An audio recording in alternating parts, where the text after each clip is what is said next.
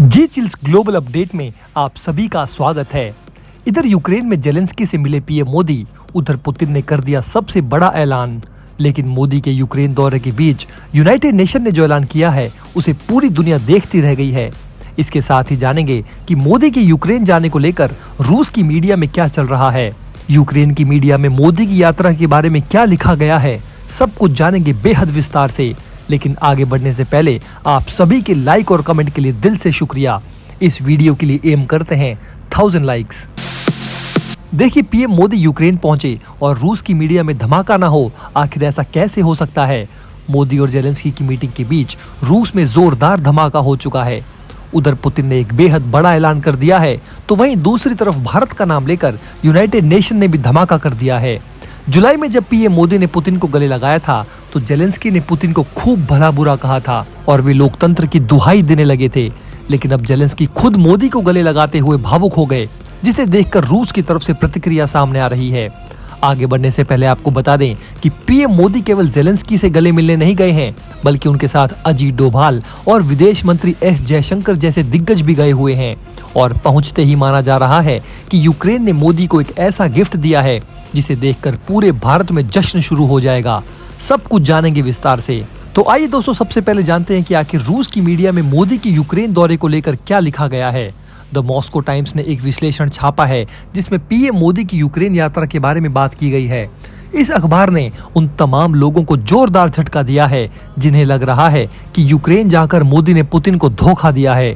Report में कहा गया है कि भले ही इस दौरे को कीव के समर्थन के रूप में देखा जा सकता है, लेकिन हमें याद रखना चाहिए कि तीसरी बार पीएम बनने के बाद मोदी पहले रूस दौरे पर भी गए थे।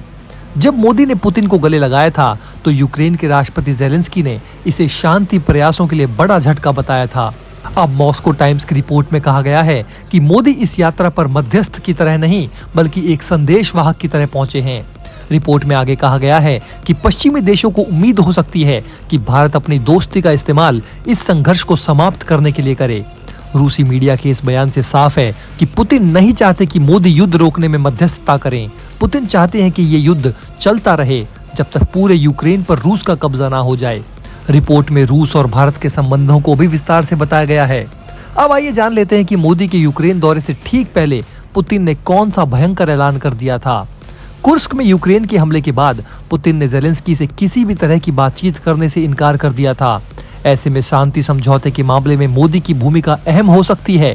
पुतिन ने बातचीत के अपने सारे दरवाजे बंद कर दिए हैं। अगर इस परिस्थिति में भी पीएम मोदी ने शांति का कोई रास्ता निकाल दिया तो फिर उन्हें नोबेल प्राइज भी मिल सकता है। रिपोर्ट में ये कहा गया है कि अगर मोदी यूक्रेन से खाली हाथ लौटते हैं तो ये अंतर्राष्ट्रीय समुदाय के बीच बड़ा सवाल खड़ा कर सकता है, खासकर जब समरकंद में पीएम मोदी ने पुतिन से कहा था कि ये युद्ध का दौर नहीं है। रूसी न्यूज एजेंसी ताश ने भी पीएम मोदी की यात्रा पर रिपोर्ट दी है। इसमें लिखा है कि पीएम मोदी कोई शांति प्रस्ताव लेकर नहीं जा रहे हैं, बल्कि शांति समझौते के लिए खुद को तैयार दिखाने और सहमति व्यक्त करने जा रहे हैं। आगे जानेंगे कि मोदी की यूक्रेन दौरे को लेकर यूनाइटेड नेशन ने क्या कहा है। लेकिन वीडियो में आगे बढ़ने से पहले एक ब्रेकिंग अनाउंसमेंट। देश और दुनिया की 100+ फटाफट ब्रेकिंग खबरों को देखने के लिए हमारे चैनल को सब्सक्राइब करें, बेल नोटिफिकेशन ऑन करना ना भूलें ताकि हमारी सुपरफास्ट मॉर्निंग समाचार और इवनिंग बुलेटिन आप तक बिना किसी देरी के पहुंचे।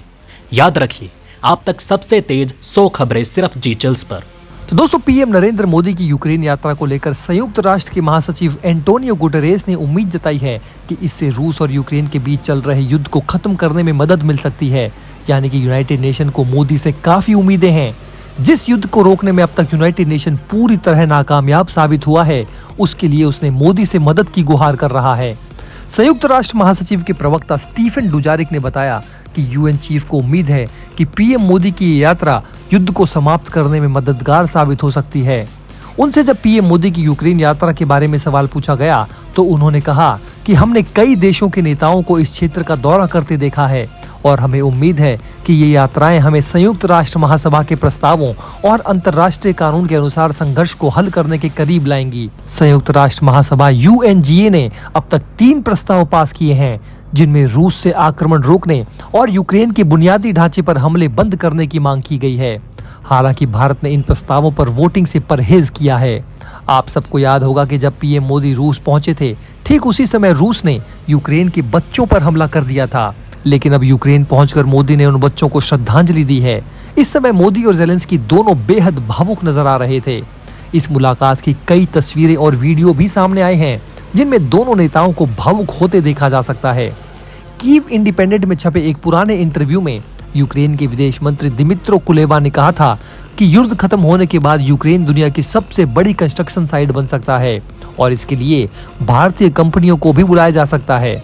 उन्होंने ये भी कहा कि यूक्रेन भारत के साथ व्यापार बढ़ाना चाहता है और वहां के मेडिकल संस्थान भारतीय छात्रों के लिए महत्वपूर्ण हो सकते हैं। इसके अलावा भी भारत और यूक्रेन एक दूसरे के लिए कई मायनों में बेहद महत्वपूर्ण रिश्ते साझा करते हैं। माना जा रहा है कि यूक्रेन से पीएम मोदी युद्ध पोत में लगने वाले टरबाइन इंजन लेंगे, जो भारत के लिए गेम चेंजर साबित होगा। भारत ने सालों से सोवियत संघ से कई रक्षा उपकरण खरीदे हैं, जिनमें से कई अब यूक्रेन में बनाए जाते हैं। इसलिए अपने पुराने हथियारों के मेंटेनेंस के लिए भी भारत यूक्रेन पर निर्भर है।